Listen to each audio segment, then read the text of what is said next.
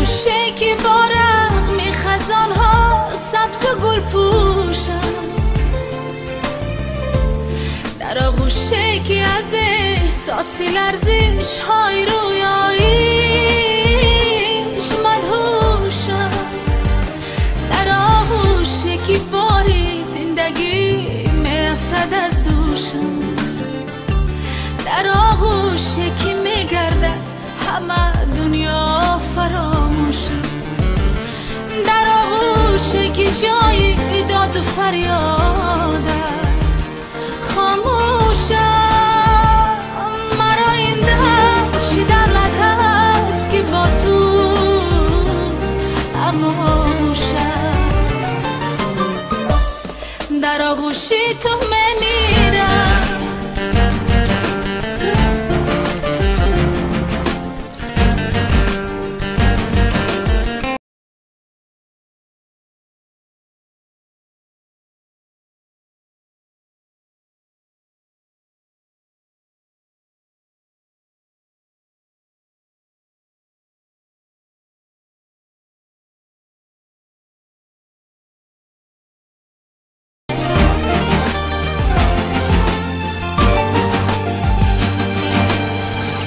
از آن ترسم که در سودای عشق و عاشقی روزه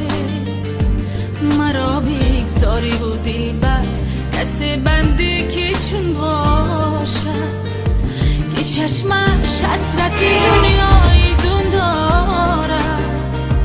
نشوره در دل و نه سینه‌اش ذوق جنون دارد، و آنگه این همه دنیای من کور است، دیگر زیستن برایم در جهان ماننده ای گور است. تو بر قصد زمان و خصم نامردان با من باش، مرا از چشم بدبینان در آغوشت پناه بیمار، در آغوشی که اجاز است احسان است و ارمان است، دلم بر یاد آن روزو شبگه سخت پزمان است، که ازی با تو تقدیرم بپیوست،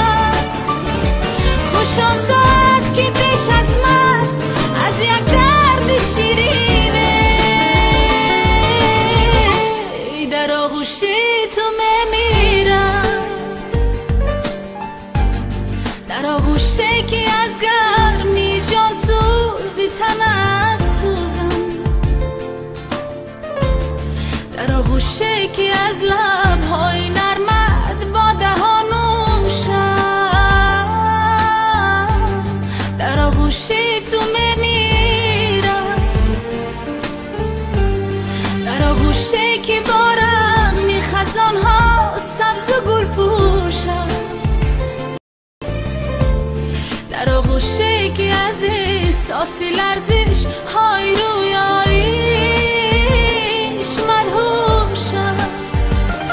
در آغوشه که باری زندگی میافتد از دوشم، در آغوشه که میگردد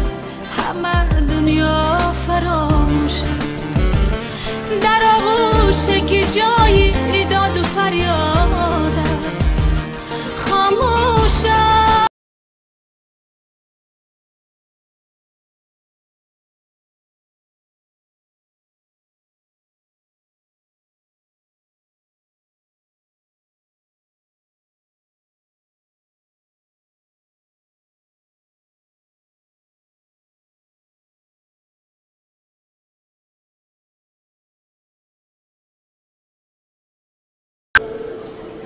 حاضران محترم، خطسیر فرانکفورت دوشنبه به فرودگاه دوشنبه فرود آمد. از پیشوازگیرندگان خواهش مندیم به تالار پیشواز گذارید.